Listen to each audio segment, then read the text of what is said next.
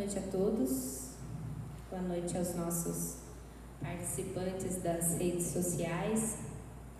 E depois dessa música de preparação para o nosso ambiente, para a nossa palestra de hoje, eu vim aqui justificar que eu não estou usando máscara porque as atividades do centro estão fechadas ao público, né? Pelo menos por esse período. Então, por isso hoje eu não estou utilizando máscara, tá? O que a gente vem trazer para vocês hoje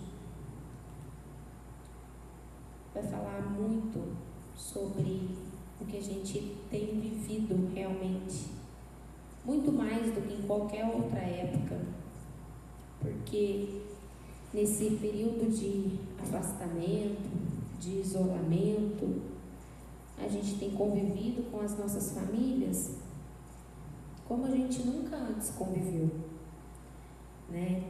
Passado muito mais tempo com a nossa família do que poderíamos imaginar, né? E aí é lógico que, imagina, se a gente tem problema no Natal, quando a gente encontra com a família toda, imagina agora nesse período de pandemia, né? Mas antes vamos fazer a nossa mensagem de abertura. E a nossa mensagem de abertura de hoje é do livro Paz e Renovação, psicografado pelo Chico. E a nossa mensagem de hoje, eu tinha escolhido uma mensagem, o livro fechou e eu tive que escolher outra. E a nossa mensagem de hoje tem como título Sem Desânimo. Se você deixou de trabalhar entrando em desânimo, examine o tráfego numa rua simples. Ônibus, automóveis, caminhões, ambulâncias e viaturas diversas passam em graus de velocidade diferentes, cumprindo as tarefas que lhes foram assinaladas. Nenhum veículo segue sem objetivo e sem direção. Observe, porém, o carro parado, fora da pista. Além de constituir uma tentação para malfeitores e um perigo no trânsito, é também um peso morto na economia geral, porquanto foge do bem que lhe cabe fazer. Entretanto, se o dono resolve recuperá-lo, aparecem de pronto motoristas abnegados que se empenham a socorrê-lo. Considere a lição e não gaste o seu tempo acalentando enguiços na própria alma que farão de você um trambolho para os corações queridos que lhe partilham a marcha. Qual acontece ao veículo mais singelo, você pode perfeitamente auxiliar nos caminhos da vida, arrancar um companheiro dessa ou daquela dificuldade, carregar um doente, transportar uma carta confortadora, entregar um remédio ou distribuir alimento. Se você quiser realmente largar o cantinho da inércia, rogue amparo aos espíritos benevolentes e sábios que funcionam caridosamente na condição de mecânicos da providência divina. E eles ajudarão você. Mas para que isso aconteça, é preciso, antes de tudo, que você pense em servir, dispondo-se a começar. Do Espírito André Luiz.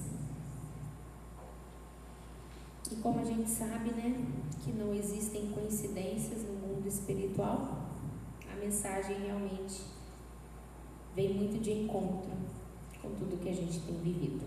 Então, vamos em nossos lares e aqui no centro também, fechar os nossos olhos, procurar uma posição confortável que possamos relaxar os músculos do corpo, descansar o cansaço do dia e assim, receptivos, mais calmos, tranquilizados, vamos elevar os nossos pensamentos a Deus, que é o nosso Pai de infinito amor, bondade e misericórdia.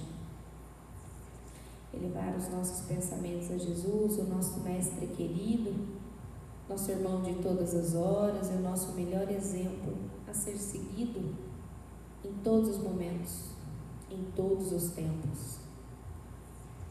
Agradecer a Maria, nossa mãe tão zelosa, essa mãe que cuida dos corações mais desesperançosos, mais desesperados e mais sofridos. Agradecer ao nosso anjo da guarda, que hoje, nessa noite, nos possibilita o encontro entre almas buscando o conhecimento, o conforto e a coragem. Agradecer a espiritualidade dessa casa, que preparou esse ambiente desde o primeiro raio de sol. Agradecer a espiritualidade que está preparando o ambiente do seu lar, ouvindo essa palestra, para que todas as luzes, para que todos os fluidos positivos venham em abundância para o seu lar. Agradecer pela saúde do corpo, pela saúde da mente, agradecer pela saúde dos nossos entes queridos, das pessoas que amamos, agradecer pelo alimento na mesa, o teto que nos protege dos perigos externos, mas agradecer principalmente o alimento espiritual que nos é ofertado através desse evangelho de amor, que nunca nos falta em consolo, aprendizado e encorajamento. Obrigada, amado Mestre Jesus, por essas palavras e que esses ensinamentos sejam absorvidos, assimilados pelo nosso cérebro físico, pelo nosso perispírito, para que, colocando os teus ensinamentos em prática, possamos adquirir as nossas virtudes e com isso conquistar degrau a degrau a nossa tão sonhada evolução, a nossa tão almejada felicidade. Pedimos que continues conosco, nos fortalecendo, nos amparando, nos ensinando e nos mostrando que o teu amor não nos desampara por toda essa semana e por todo sempre. Que assim seja. Então, mais uma vez, vamos falar sobre vida em família. Na verdade, essa palestra está lá no site centroespírita.com e essa palestra, na verdade, é um ciclo de palestras e no tema de família, vida em família, nós temos várias palestras abordando os mais diversos problemas, as mais diversas questões da vida em família. E hoje a gente vem trazer sobre as doenças e desequilíbrios no lar. Porque é isso que, com o olhar mais despreparado, com o olhar mais mundano, a gente identifica, A gente sempre tem a tendência de olhar para o mais negativo, sempre sobressaltando os defeitos, sempre sobressaltando as inquietações, o que a gente acha que está errado.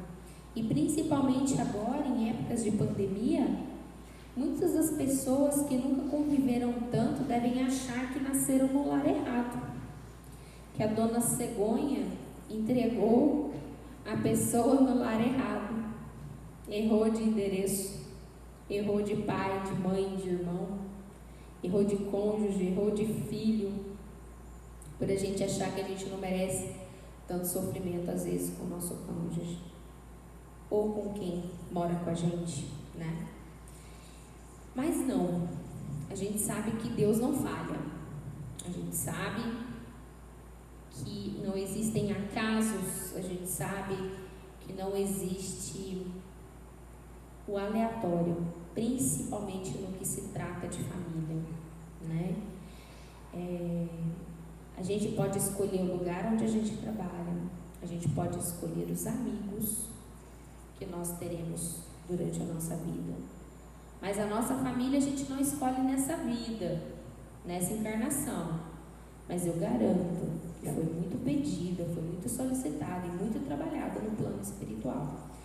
Então nós pedimos sim o pai que nós temos, a mãe que nós temos, o irmão que nós temos, o filho que nós temos. Sim, isso não é o acaso, né? E ali no texto doutrinário, Jesus fala, lá em Mateus capítulo 7, versículo 8, porque aquele que pede, recebe, e o que busca, encontrará, e ao que bate, se abre. Então, Jesus nos afirma que o nosso pedido foi atendido no tocante à família que temos, com os mais diversos problemas, com os problemas mais graves, com os problemas menos graves, família de comercial de margarina ou família de noticiário jornalístico. É a família que nos foi necessária e que nos foi presenteada em termos de crescimento, de oportunizar o crescimento e o aprendizado.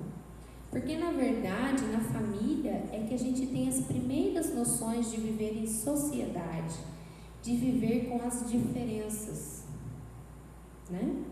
E então, o lar é a instituição sagrada, em todos os sentidos, mesmo naqueles lares mais desajustados, mais desarranjados, aquilo sempre foi necessidade. A gente sempre pede para Deus nos dar aquilo, para Deus nos dar isso, nos dar aquilo outro, mas Deus sempre vai nos dar o que nos é necessário. Por mais que a gente não entenda, por mais que agora a gente não consiga amar aquele parente difícil, por mais que agora pareça impossível que a gente tenha nascido no mesmo lar com aquele irmão que a gente não aguenta nem olhar. E às vezes, muitas das vezes, a gente acha que é gratuitamente, a gente acha que é só porque o santo não bate, né? E não é. Realmente a gente vê a função da família primordial é nos sustentar nos primeiros anos de vida, nos sustentar moralmente, espiritualmente, mas também a maior oportunidade de resgate dos débitos que trazemos das encarnações passadas. Então,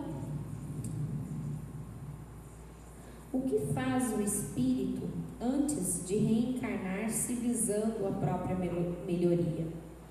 Antes da reencarnação, nós mesmos, em plenitude da responsabilidade, analisamos os pontos vulneráveis da própria alma, advogando em nosso próprio favor a concessão de impedimentos físicos que, em tempo certo, nos imunizam ante a possibilidade de reincidência dos erros em que estamos incursos. Então, entendam que não somente a família, mas tudo o que vem para a gente desde o nosso nascimento é um projeto que pode ser melhorado durante a nossa encarnação, que pode ser piorado de acordo com as nossas escolhas, e também pela responsabilidade dos nossos pais que nos assumem como filhos aqui na Terra. Então, realmente é um pedido, realmente é um compromisso que nós firmamos quando viemos à Terra, quando decidimos reencarnar, quando estamos prontos e trabalhados e ensinados e dispostos a realmente quitar os nossos débitos, fazer melhor, resgatar os laços de afeto, né? E aí a gente vai falar das justiças, das aflições, e isso não serve somente para a família, né? Serve para todo o aspecto da nossa vida. Então, quais os dois aspectos da justiça? A justiça na terra pune simplesmente a crueldade manifesta, cujas consequências transitam nas áreas do interesse público, dilapidando a vida e induzindo a criminalidade. Entretanto, esse é apenas o seu aspecto exterior, porque a justiça é sempre manifestação constante da lei divina nos processos da evolução e nas atividades da consciência. Então, muito mais do que qualquer instituição que possa julgar, a verdadeira lei é a lei divina, é a lei de Deus. né? E a lei de Deus nunca é punitiva. A lei de Deus, a lei divina, só nos responsabiliza pelos nossos atos. Somente isso. Não é punição. É uma forma de aprendermos com as nossas atitudes. Porque não é alguém me falando, determinando que eu tenho que agir assim ou assado, que eu realmente aprendo. Eu aprendo com as experiências, e as experiências são aquelas que a gente leva para o resto da vida e a gente acaba transmitindo de uma maneira muito mais verdadeira, porque a gente vivenciou a situação. E qual a relação existente entre a doença e justiça? No curso das enfermidades, é imperioso venhamos a examinar a justiça, funcionando com todo o seu poder regenerativo para sanar os males que acalentamos. A gente não vive falando aqui que a doença do corpo é uma manifestação do espírito, é uma manifestação de que algo não anda bem, de que alguma coisa a gente precisa mudar, que a gente precisa vigiar, que a gente precisa orar, que a gente precisa aprender, porque quando o espírito não dá mais conta de resolver, a gente tem um sinal de alerta no corpo, né? Então, lá no livro dos Espíritos, nas Leis de Amor, do livro Emmanuel, do livro de Emmanuel, a gente tem uma pergunta: a mente invigilante pode instalar doenças no organismo? E o que pode provocar doenças de causas espirituais na vida diária? A mente é mais poderosa para instalar doenças e desarmonias do que todas as bactérias e vírus conhecidos.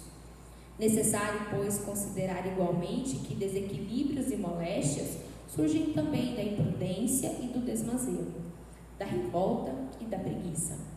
Pessoas que se embriagam a ponto de arruinar a saúde, que esquecem a higiene até se tornarem presas de parasitas destruidores, que se encolerizam pelas menores razões, destrambelhando os próprios nervos, ou que passam todas as horas em redes e leitos, poltronas e janelas, sem coragem de vencer a ociosidade e o desânimo pela movimentação do trabalho, acabam prejudicando a função dos órgãos do corpo físico em razão da própria imobilidade. São criaturas que geram doenças para si mesmas, que nas atitudes de hoje mesmo, sem qualquer ligação com causas anteriores de existências passadas. Então é o que a gente acabou de falar. Muitas vezes a gente acha que é uma doença até de família, herdada até de família, porque meu pai era alcoólatra, eu sou alcoólatra. Não tem nada disso. Porque meu pai é jogador e eu sou jogador. A gente não herda essas coisas. O que a gente herda é a feição, o cabelo, a cor dos olhos, o jeito do nariz, a unha da mão, mais hábitos, mais sentimentos e pensamentos são construções nossas. E a gente vem adquirindo ao longo dos anos. O que acontece numa família é que muitas vezes, realmente a grande maioria, as famílias são formadas por espíritos que são muito semelhantes, que têm o mesmo padrão vibratório, que têm a mesma não necessariamente, mas pensamentos, sentimentos e construções muito parecidos. E juntos eles são responsáveis por vencer os vícios, as más inclinações. Então, por isso que muitas vezes a gente fala, herdou do pai, herdou a teimosia da avó. Não herdou. São espíritos que têm semelhanças na maneira de ser, de pensar e de agir. Mas cada um com a sua construção psicofísica, psicossocial, né? E qual que é a advertência de Jesus para que nos prevenimos os males do corpo e da alma? Assinalando as causas distantes e próximas das doenças de agora, destacamos o motivo, pois que os ensinamentos da doutrina nos fazem considerar com mais senso de gravidade a advertência do Mestre: orai e vigiai para não cairdes em tentação. Então, se a gente reconhece na nossa família, se a gente reconhece em nós, a tendência a algum vício, a alguma doença, ou, né, aquilo ali na primeira pergunta que eles falam, a pessoa que é muito revoltada, muito colérica, que se descontrola por qualquer atitude, né? E muitas vezes a gente fala que a gente herdou isso do pai e da mãe, não é verdade? Né? Ou a preguiça física, preguiça moral, se a gente conhece qualquer coisa nesse sentido, orai e vigiai. Ora e vigia e trabalha. Para o contrário, porque isso com certeza é a oportunidade de ouro para vencermos as nossas más inclinações. E onde que está a justiça? A justiça é que Deus não nos pune. Deus nos dá a oportunidade de reparação através dos séculos, através das encarnações, através das formações familiares. Para que a gente mesmo corrija o que a gente mesmo piorou. Então, as doenças que a gente vê nas nossas famílias, muitas vezes não são provas e expiações de encarnações anteriores. Também são construções do nosso dia a dia. E qual é a diferença entre provação e expiação?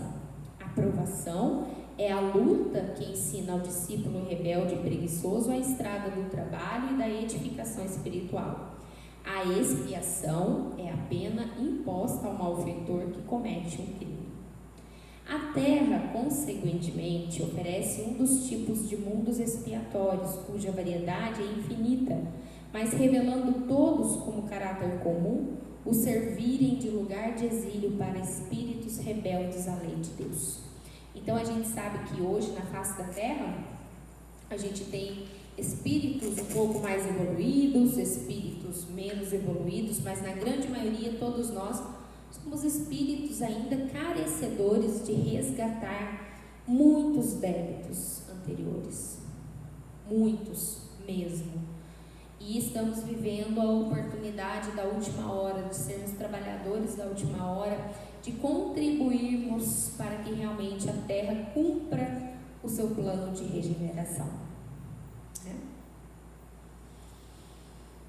Entre a dor física e a dor moral, qual das duas faz vibrar mais profundamente o espírito humano? Podemos classificar o sofrimento do espírito como a dor realidade e o tormento físico, se qualquer natureza como a dor ilusão. Em verdade, toda dor física colina o despertar da alma para os seus grandiosos deveres, seja como expressão expiatória, seja como advertência da natureza material ao dono de um organismo. Mas toda dor física é um fenômeno, enquanto que a dor moral é essência. Aquela dor que a gente traz no íntimo da gente, que muitas vezes a gente nem sabe por quê. Aquela angústia que a gente sente e não sabe necessariamente por quê. Isso é uma dor, é uma doença da essência, do espírito que a gente traz. Érica, mas se eu não sei o que é que me dói, o que é que me falta, como que eu vou trabalhar? Como que eu vou me curar disso? Exatamente, trabalhando pelo bem, pela caridade, pelo amor, pela justiça, pelo melhoramento de si mesmo. Esse é o único remédio que cura essa dor moral. Porque independente de qual seja o nosso erro no passado, de qual seja o tamanho ou a característica do nosso débito, todos eles, tudo que a gente fez é pago com a caridade, com o amor, com a bondade, mas principalmente o vencimento das nossas mazelas, o vencimento de nós mesmos. E aqui eles, mais uma vez, Emmanuel fala lá no livro O Consolador, que a dor física é um sinal de alerta do nosso espírito. Algo precisa ser mudado, algo precisa ser curado, e não é somente de fora para dentro. Não é somente tomando o comprimido de fora para dentro. A nossa cura verdadeira vem de dentro para fora. Muitas vezes pessoas se curam de doenças gravíssimas sem medicação. E muitas vezes pessoas morrem de doenças que a gente considera bobas, corriqueiras, porque não somente o corpo está muito doente, mas o espírito também. E ainda nós temos como patologias dentro das famílias as ingratidões dos filhos, né? Que a gente presencia, a gente vivencia, que a gente vê nos noticiários, nas histórias. E o que a doutrina vem trazer para a gente sobre os filhos? Aos filhos compete amar aos pais, mesmo quando os pais são negligentes ou irresponsáveis, porquanto é do código superior da vida o impositivo honrar pai e mãe, sem excluir os que são apenas por função biológica, e assim mesmo, por cujo intermédio a excelsa sabedoria programa necessárias provas redentoras e punitivas expiações liberativas. Ante o filho ingrato, seja qual for a situação em que se encontre, guarda piedade para com ele e dá-lhe mais amor. Mesmo os pais que abusam, que maltratam, nos deram o maior presente da vida, que não é material, não pode ser construído, não pode ser trabalhado. Você pode viver uma vida inteira que você não vai conseguir pagar, que é a nossa vida. Nos proporcionar a oportunidade de vir em um corpo físico e de nos melhorarmos. Só por isso, os nossos pais, independente do que eles fizeram depois que nos tiveram, já são detentores da nossa eterna gratidão, ou pelo menos deveriam ser. Mas muitas vezes a gente vai se deixando, levar pelo mundo, e a gente vai achando que a nossa vida teria que ser um comercial de margarina, com aquela família sentada em volta da mesa num domingo de manhã, comendo um pão quentinho, passando um naco de margarina, e todo mundo rindo, e todo mundo se amando. Mas, aí a gente tem que acordar desse sonho, porque a gente vive num mundo de expiação e prova. Nós estamos aqui para quitar os nossos débitos, para refazer o nosso caminho de afeto, os nossos laços de afeto, para a gente regenerar o que está quebrado, o que está estragado, e a gente acha que realmente a gente vai ter uma vida de comercial de margarina. E aí a gente vai comparando o meu pai com o pai do fulano, com o pai do ciclano, porque o pai do ciclano deu uma viagem para Disney, porque o pai do fulano faz isso. Mas a gente deixa para trás o verdadeiro sentido da gratidão, que é por estarmos aqui. É lógico que o pai negligente, o pai displicente e irresponsável, ele responde por isso. Os pais vão responder por isso, porque quando a gente chega lá no plano espiritual, a nossa própria consciência nos pergunta: o que foi feito dos filhos que eu te emprestei? Que Deus nos emprestou. Que Deus emprestou a cada pai, a cada mãe, com a oportunidade de amar, de auxiliar esse espírito na infância a ter conceitos retos, justos, ensinar sobre o amor, sobre o Deus de amor que não pune. E aí? O que foi feito dessa grande oportunidade de entregar ao mundo um filho, de entregar ao mundo uma pessoa de bem? É lógico que também nós reconhecemos que existem espíritos extremamente endurecidos e que, apesar de todos os esforços dos pais, eles ainda se degeneram durante a vida. Mas não por falta dos pais. E os pais podem guardar a consciência tranquila. Mas não será. A nossa própria consciência vai nos cobrar. Poxa vida, Érica, você teve a oportunidade de ter um filho, de você resgatar, cuidar daquela pessoa que foi o seu algoz, ou você foi o algoz dessa pessoa, de realmente encontrar o perdão e você não aproveitou. Porque trabalhava demais, porque tinha outros planos, vivia demais o círculo social e acabou se desvencilhando da principal tarefa. E nós ainda temos hoje em dia as agressões e conflitos no lar. Existem pais que agridem os filhos e tentam escravizá-los, qual se eles fossem objeto de propriedade exclusiva. Todavia, encontramos na mesma ordem de frequência filhos que agridem os pais e buscam escravizá-los como se os progenitores lhe constituíssem animárias domésticas. A reencarnação traça rumos nítidos ao mútuo respeito que nos compete de uns para com os outros. Nem pais escravizados, nem filhos escravizados, né? O que nós temos aqui é a oportunidade de justamente viver o contrário.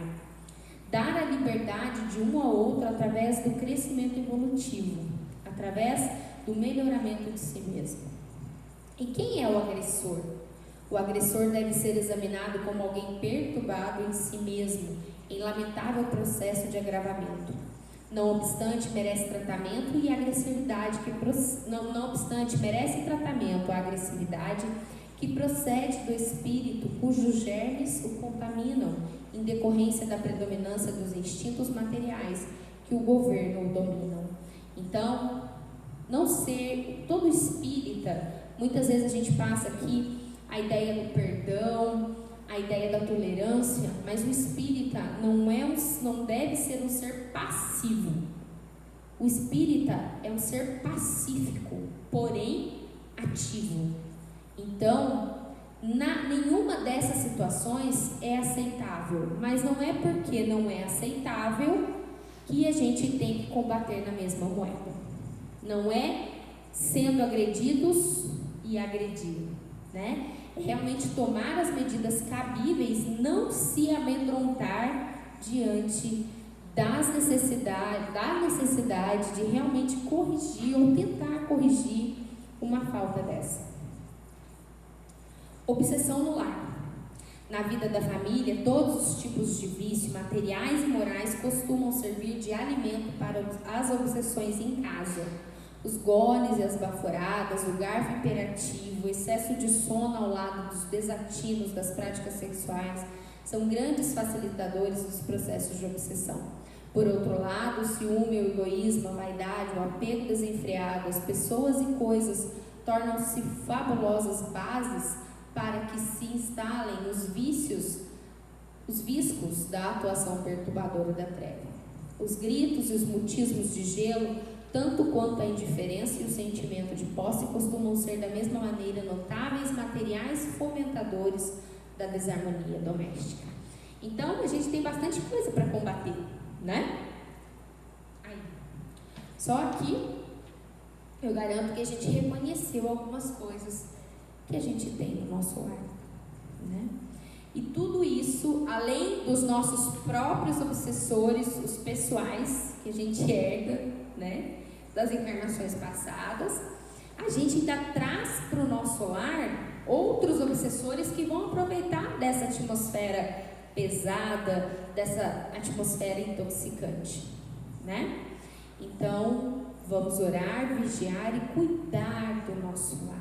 Cuidar de quem entra no nosso lar, das pessoas que nós colocamos dentro da nossa casa, porque a nossa casa é um santuário sagrado, em que pessoas que a gente realmente ama devem participar conosco.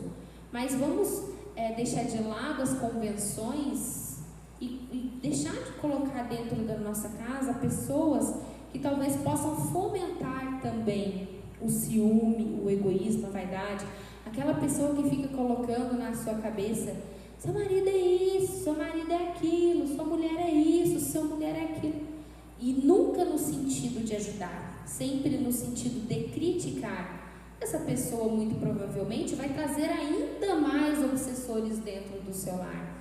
Então, realmente, vamos ser seletivos, né, nas nossas companhias, nos nossos... Seletivos no sentido, não é social, mas no sentido espiritual. As pessoas que compartilham, que devem compartilhar na nossa casa, são pessoas que podem trazer bem para a nossa casa, que fazem bem para a nossa casa, né? Não adianta deixar lá na porta um pé de arruda, uma espada de São Jorge, aquele vasinho, né, que tem 7 plantas que afastam mal olhado, né? Não adianta só isso. O que afasta mal olhado, o que afasta obsessão, o que afasta mau pensamento, são boas vibrações, são bons sentimentos. Pessoas que querem ver o bem da outra. É isso que afasta mal olhado. Não adianta planta nenhuma. A gente pode pendurar uma comigo ninguém pode em cada canto da nossa casa, colocar sal grosso em cada canto da nossa casa. Eu sei citar aqui umas 500 simpatias para a gente afastar mal olhado do lar. Mas o que é realmente efetivo é a oração e a boa vibração. Paz no lar. Vou colocar uma adenda aqui para vocês. Então, família. A família, afinidade ou prova? Formam famílias os espíritos que a analogia de gostos, a identidade do progresso moral e a afeição induzem a reunir-se. Esses mesmos espíritos, em suas migrações terrenas, se buscam para se agruparem como fazem no espaço, originando-se daí as famílias unidas e homogêneas. Se nas duas peregrinações acontece ficarem temporariamente separados, mais tarde tornam a encontrar-se venturosos pelos novos progressos que realizam. Mas como não lhes cumpre trabalhar apenas para si, permite Deus que espíritos menos adiantados encarnem entre eles, a fim de receberem conselhos e bons exemplos a bem do seu progresso. Esses espíritos se tornam, por vezes, causas de perturbação no meio daqueles outros, o que constitui para estes a prova e a tarefa a desempenhar. Acolhei-os, portanto, como irmãos, auxilia-os e depois, no mundo dos espíritos, a família se felicitará por haver salvo alguns náufragos que a seu turno poderão salvar outros. Então, muitas vezes a gente vê alguém muito distoante daquele seio familiar, ou distoante mais evoluído, ou distoante menos evoluído. O menos evoluído, Deus presenteia esse menos evoluído moralmente com a oportunidade de viver numa família mais evoluída, para que ele tenha como exemplo, como base e ainda mais oportunidades de evoluir, né? E também tem aquele que é muito evoluído e nasce num seio familiar mais desajustado, também com o intuito de melhorar, proporcionar sentimentos, pensamentos e vivências melhores àquela família. Então Deus é bondoso, amoroso e justo em todas as configurações familiares, em todos os lares. E o que a gente faz então, Érica, para ter paz no lar? Prece, primeiro de tudo. A oração sincera estabelece a vigilância e constitui o maior fator de resistência moral no centro das provações mais escabrosas e mais rudes. O poder da prece é inimaginável. E quanto mais vontade e quanto mais fé, mais poderosa é essa prece. Tanto é que prece, oração de mãe, abre as portas do céu, arromba a porta do céu. Porque tem um amor, tem uma força, tem uma vontade muito maior do que o normal. E quando a gente ora pelo nosso lar, a gente não está orando só pelos que moram fisicamente no nosso lar. A gente está orando pelas pessoas que frequentam o nosso lar. A gente está orando pelos espíritos que habitam conosco no nosso lar, os espíritos amigos, os nossos obsessores, para que todos tenham condições de se melhorarem, para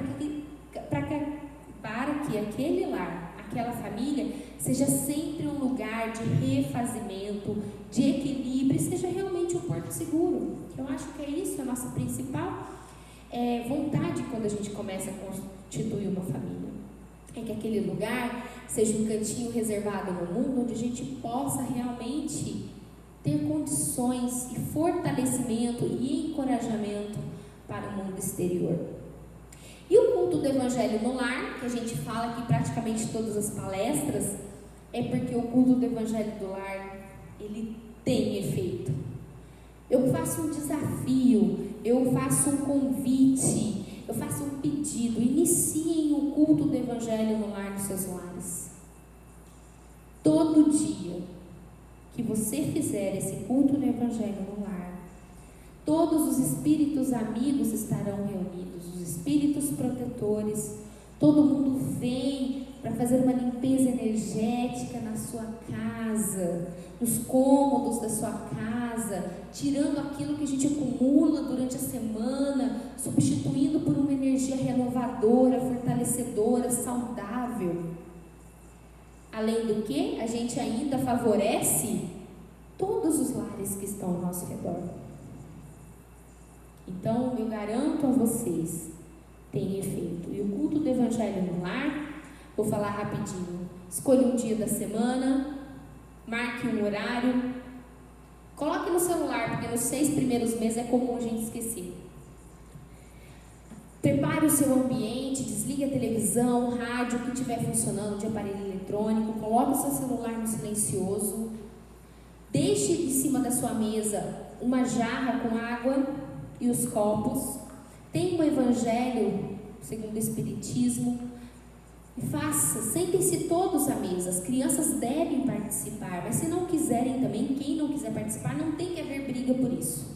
Mas sentando os membros da família, faça uma oração de abertura, agradecendo, pedindo, lê-se uma passagem do Evangelho, que pode ser seguida ou pode ser aberta de forma aleatória. Discutam se acham que tem alguma coisa para ser discutida e encerrem com uma oração de agradecimento e um pedido para a semana. Pronto, isso não durou mais que 15 minutos. Uma vez por semana. Tá fácil da gente fazer. A gente assiste live de 1h30. O que custa fazer 15 minutinhos do Evangelho no lar? E quando a família estiver passando por qualquer dificuldade, começa a intensificar o Evangelho, começa a fazer mais dias na semana. Eu garanto a vocês, o efeito é nítido, é notório e é certo. Como tudo que Deus faz pra gente, né? Então aqui fala um pouquinho mais sobre os assuntos familiares. E aí Jesus nos fala, a promessa de Jesus é que Ele sempre vai estar ao nosso lado. É que Ele sempre vai nos amparar. É que Ele sempre vai nos oportunizar. Mas é preciso que a gente dê o primeiro passo. É preciso que a gente demonstre que a gente quer que as coisas mudem, que a gente quer que as coisas melhorem, porque não adianta Jesus nos impor. Nada do que nos é imposto a gente engole muito bem, mas a partir do momento em que a gente vivencia, em que a gente quer que as coisas mudem, eu garanto a vocês que nós seremos extremamente amparados. Então qualquer problema no lar que nós tivermos, orem, mas também trabalhem para que possa ser melhorado, para que possa ser mudado. Eu garanto que nenhum pedido de oração, nenhum pedido de melhoria vai ficar sem resposta ou ficar sem auxílio. Então, era o que tínhamos para hoje, era o que nós gostaríamos de trazer, possibilitar que nessa semana a gente tenha um olhar um pouquinho mais amoroso, mais afetuoso, compreendendo que todos nós estamos aqui para evoluir. Assim como a gente quer que as pessoas nos compreendam, vamos fazer um exercício de tentar compreender. E é isso, fica o nosso convite da semana, agradecendo a Deus pela presença dos espíritos amigos, mas também agradecendo a todos vocês que estão nos assistindo nos seus lares, nos seus trabalhos, para que realmente a gente possa construir aí um mundo melhor. Vamos encerrar com a nossa oração, agradecendo a Deus, nosso Pai amantíssimo, que é puro amor, bondade e absoluta caridade. agradecer pela oportunidade maravilhosa de estarmos aqui, pelas oportunidades diárias de crescimento, pelos convites amorosos que recebemos todos os dias à nossa mudança, ao nosso melhoramento físico e moral. Obrigada. Obrigada pelos nossos familiares, obrigada pela vida e pela saúde de cada um deles, a possibilidade de amá-los e também de sermos amados. Amado Mestre Jesus, agradecemos os nossos desafetos, os nossos obsessores, porque eles nos mostram o quanto ainda precisamos evoluir, trabalhar para o bem, para a melhoria nossa e de tudo que está ao nosso redor. Pedimos que nos auxilie nesse intento de sermos melhores hoje do que fomos ontem, de sermos melhores nessa encarnação do que fomos na anterior. Auxilia-nos, amado Mestre Jesus, e faça morada permanente em nosso coração, permitindo assim que a vossa luz ilumine os nossos pensamentos, os nossos sentimentos, mas principalmente guie as nossas ações, na nossa família, no nosso trabalho, no nosso círculo social, por hoje e por todo sempre. Que assim seja. Tchau, gente.